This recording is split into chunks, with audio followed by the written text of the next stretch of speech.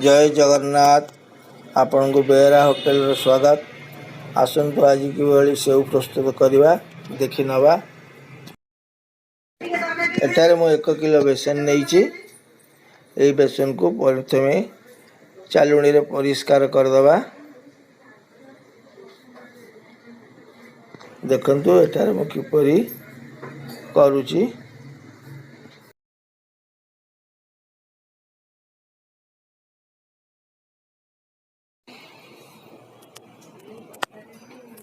एठारे मु किछि हेंगु नेली।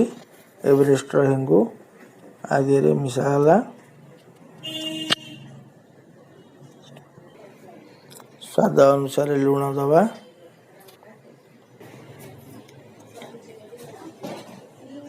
तेल किछि मिसई दबा 100 ग्राम। आकु भल भाव मिसई दबा। मिसी गला परे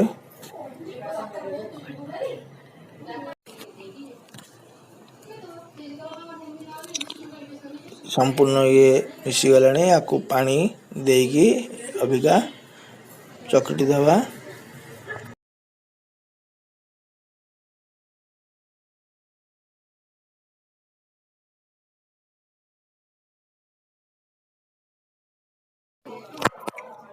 एटारे बेसन आमर संपूर्ण प्रस्तुत हो गला।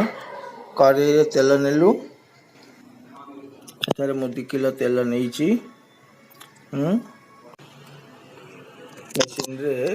मेसिन रे बेसन देलु। आपरे मुह को टाइट करवा। आपरे तेल गरम हो गलानी। अबिया सेव पकईवा आरंभ कराला। देखंतु गोल गोल सुंदर भाव में आमर सेव प्रस्तुत होची।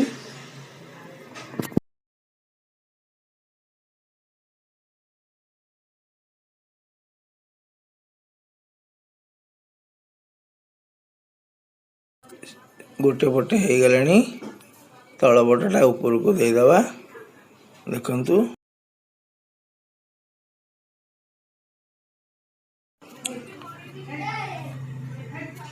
संपूर्ण भाव में आमर सेवटी प्रस्तुत हो जाइए। आकु आमे गोटे चटू साहाय्य छाणी सुखिला पात्र रे रखिदेलु। आमर सेव संपूर्ण प्रस्तुत हो गला।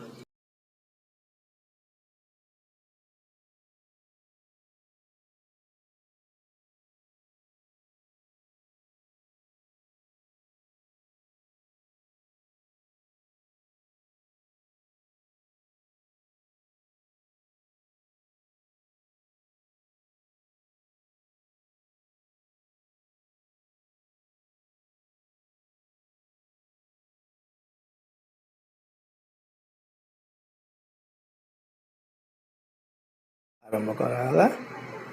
देखंतु गोल गोल सुंदर भाव में आमर सेव प्रस्तुत होची।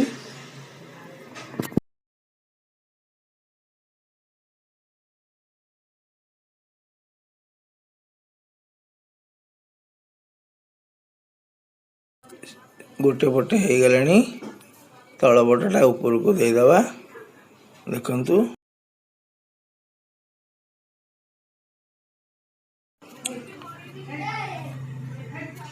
संपूर्ण भाव में आमर सेवटी प्रस्तुत हो जाइए। आकु आमे गोटे चटू साहाय्य छाणी सुखिला पात्र रे रखिदेलु। आमर सेव संपूर्ण प्रस्तुत हो गला।